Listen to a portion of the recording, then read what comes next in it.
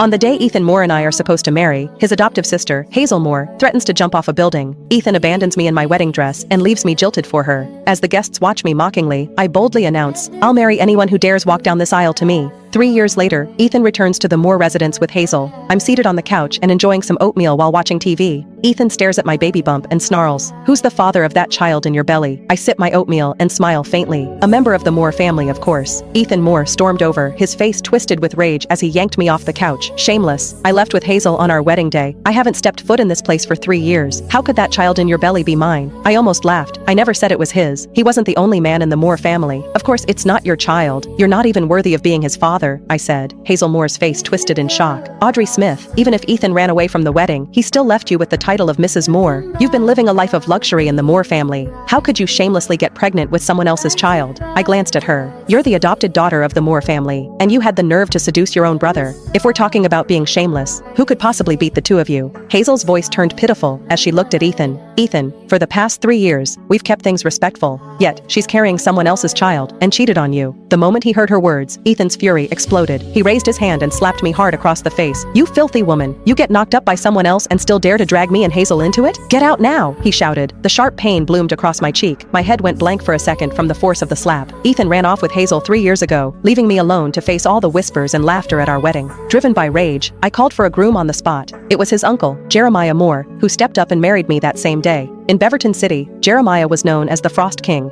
Everyone has treated me with the utmost respect ever since I married him. After I got pregnant, he spoiled me even more. He wouldn't let a strand of my hair be harmed. Blood would have been spilled if he had known what Ethan had just done. To avoid a full-blown family tragedy and for the sake of the child in my belly, I said coldly, "If you both leave now, I'll pretend this never happened." However, they didn't appreciate the offer. Hazel lunged forward and yanked my hair. "Ethan, this woman is scared. She wants us to leave now so she can use that child to take everything from the Moores." Ethan snapped. "So that's what this is about. Well, I'm not letting it happen." I twisted away from Hazel's grip and said coldly, "David disowned you the day you two ran off. You had nothing to do with this family from that moment on." Hazel let out a scoff. "That was just Grandpa venting. Ethan's the only grandson of the Moore family. Do you really think he's going to stay disowned forever?" Ethan's expression turned smug. "Grandpa already said everything belongs to me." I placed a hand over my belly, my voice icy. "Not anymore. This child is also a member of the Moore family." I thought I'd made myself perfectly clear. However, Ethan's eyes flared with rage as he stared at me. "So you're planning to pass that illegitimate child off as a Moore? I'll teach you a lesson now." His slap landed even harder this time. I clutched my belly as I collapsed to the floor. Upon seeing the twisted hatred on their faces, panic surged inside me. I couldn't let them hurt the baby. I said desperately, "He is not an illegitimate child. He is." Before I could say another word, Ethan bent down and grabbed the shattered porcelain bowl of oatmeal off the floor. He shoved the shards and oatmeal